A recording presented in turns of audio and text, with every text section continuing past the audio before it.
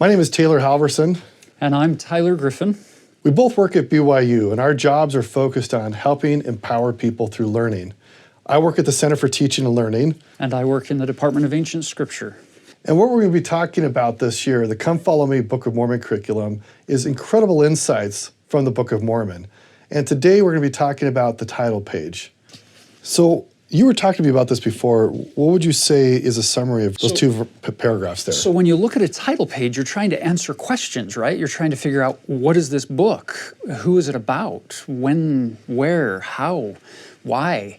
All of those questions are supposedly answered on a title page of a book. In verse 1, you'll notice the answer to a lot of the questions like who, what, when, where, how. And in paragraph 2 or verse 2, you're going to find multiple reasons answering why. Why do I need another testament of Jesus Christ when I already have the Old and the New Testament? What I love about the title page is its focus on the covenants, that the Book of Mormon came forth to teach us about the covenants of the Lord. And we've heard a lot from President Nelson and other church leaders that we're all on this covenant path. And the Book of Mormon was revealed for our day to help reveal the covenant path. And what are those covenants? Well, let's just step back for a moment and remember the Old Testament and the book of Genesis. The purpose of what was going on in the book of Genesis is to lay out the foundation for God's covenants with his people. If you remember Abraham's story, right, we have Abraham who gets this opportunity from God. God basically shows up and says, Abraham, I'm going to do these things for you. I'm going to make your name great. I'm going to give you posterity. And we also learned the pearl of great price. I'm also going to give you priesthood. And throughout the whole Abraham story, Abraham goes through a variety of adventures or tests where he tries to demonstrate that God will be faithful to the covenant he made. And this is the interesting thing. When you look closely at the Abrahamic covenant, God himself has put himself under obligation to fulfill this covenant to Abraham. Abraham definitely needs to be faithful, but it's actually God's duty to make sure the covenant is granted to Abraham and his posterity. And if you look at this in the second paragraph here of the title page, there's this interesting phrase that I'd wondered about for some time. It says, that they may know the covenants of the Lord, that they are not cast off forever. Well, it's kind of interesting.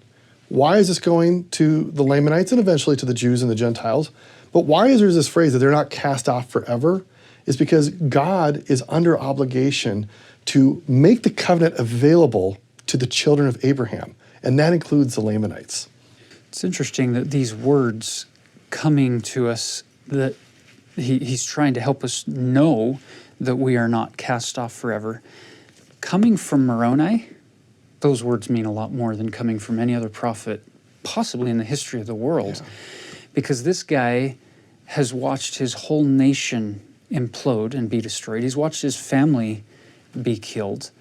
He's lost everything that we would hold near and dear as far as our culture and our society and our government.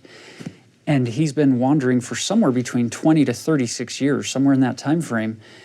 If anyone could feel cast off, forsaken, forgotten, left alone, it's Moroni. And yet that's one of the purposes for this book that he puts on the title page. You've got to know that God keeps his covenants. He's not going to forget you, even if you feel all alone for a very long period of time. That's just sweet to me. Yeah, God's faithful. And you should think to yourself, if you feel cast off, if you feel like you're out of God's presence, the Book of Mormon is a witness that you can be brought back in, that God will be faithful to his covenants, that he wants you at the table. Now, if you look carefully at all of the reasons why Moroni gives you that we have the Book of Mormon, he starts with, to show unto the remnant of the house of Israel what great things the Lord hath done for their fathers. So he wants us remembering how kind he's been to Abraham, Isaac, Jacob, all down through time. Remember that you're not cast off forever, and also to the convincing of the Jew and the Gentile that Jesus is the Christ, the eternal God, and that he manifests himself unto all nations. Now, we generally stop there, but for me, one of the most important purposes for why the Book of Mormon means so much to me, the bottom line is literally the bottom line, that ye may be found spotless at the judgment seat of Christ.